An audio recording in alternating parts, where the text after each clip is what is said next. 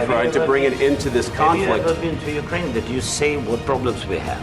I have been to. Count one. I've actually watched and seen the stories, and I know what happens is you bring them on a propaganda tour, Mr. President. Do you disagree that you've had problems bringing people into your military? And do you think that it's respectful to come to the Oval Office of the United States of America and attack the administration that is trying to prevent the destruction of your country? A lot of questions. Let's start from the beginning. Sure. First of all, during the war, everybody has problems. Even you, but you have nice ocean and don't feel now, but you will feel it in the future.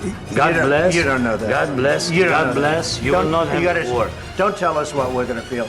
We're trying to solve a problem. Don't tell us what we're going to feel. I'm not telling you. Because you're in no position to dictate that. That's exactly Remember what this. you're doing. You're in no position to dictate what we're going to feel. We're going to feel very good. You will feel influence. We're going to feel very good and very strong. You will feel influence. You're right now not in a very good position. You've allowed yourself to be in a very bad position, and he happens to be right about it. From the very beginning of the war. You're not in a good position. You don't have the cards right now. With us, you start having cards. But right now, you don't. You're playing cards. You're playing cards. You're gambling with the lives of millions of people. You're gambling with World War III. You're gambling with World War III. And what you're doing is very disrespectful to the country, this country, that's back to you, far more than a lot of people said they should have. Have you said thank you once this entire meeting? No, in this entire meeting, have you said thank you? You went to Pennsylvania and campaigned for the opposition in October. Offer some words of appreciation for the United States of America and the president who's trying to save your country. Please, you think that if you will speak very loudly about the war, you can... He's not speaking loudly. He's not speaking loudly. Your country's in big trouble. Can I Wait a minute. No. You've done a lot of talking. Your country is in big trouble. I know. You're not winning. You're not winning this. You have a damn good chance of coming out okay because of us. Mr. President, we are staying in our country, staying strong from the very beginning of the war. We've been alone, and we are thankful. I said thanks you haven't been in this alone. cabinet. You haven't been alone. In this cabinet. We gave you, through this stupid president, $350 billion. You voted we gave for you your military equipment, and your men are brave, but they had to use our military. What about if you didn't have our military equipment, if you didn't have our military equipment, this war would have been over in 2 weeks. In 3 days, I heard it from Putin. In 3 days. This is something maybe new. Less. In 2 weeks, of course, yes. It's going to be a very hard thing to do business like this. I tell you. Just say thank you. I said a lot of except that there are disagreements, and let's go litigate those disagreements rather than trying to fight it out in the American media when you're wrong. We know that you're wrong. But you see, I think it's good for the American people to see what's going on. I understand, sir. I think it's very important. That's why I kept this going so long. You have to be thankful. You don't have the cards. You're buried there. Your people are dying. You're running low on soldiers. Listen, you're running low on soldiers. It would be a damn good thing. And then you tell us, I don't want a ceasefire. I don't want a ceasefire. I want to go and I want this. Look.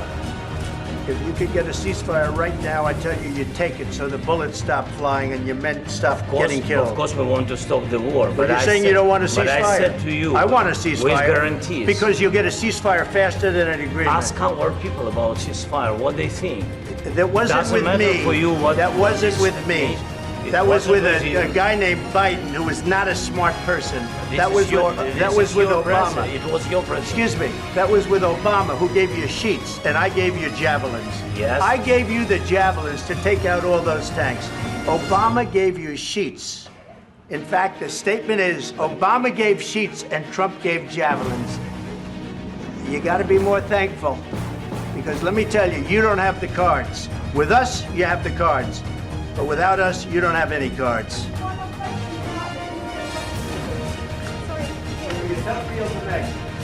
Because the attitudes have to change.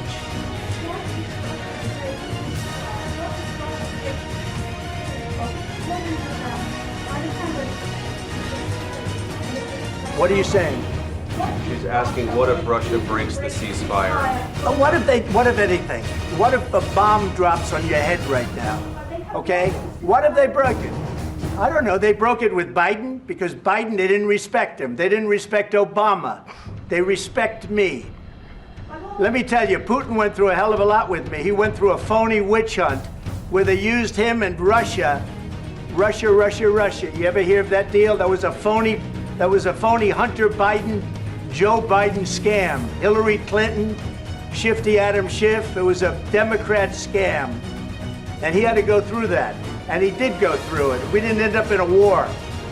And he went through it. He was accused of all that stuff. He had nothing to do with it. It came out of Hunter Biden's bathroom. It came out of Hunter Biden's bedroom. It was disgusting. And then they said, oh, the laptop from hell was made by Russia. The 51 agents.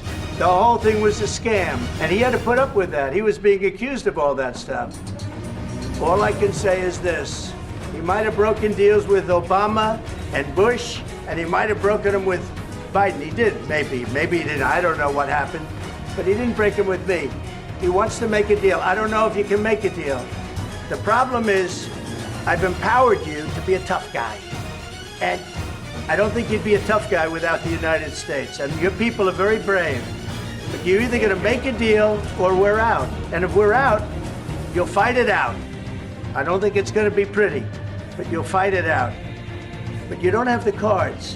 But once we sign that deal, you're in a much better position. But you're not acting at all thankful.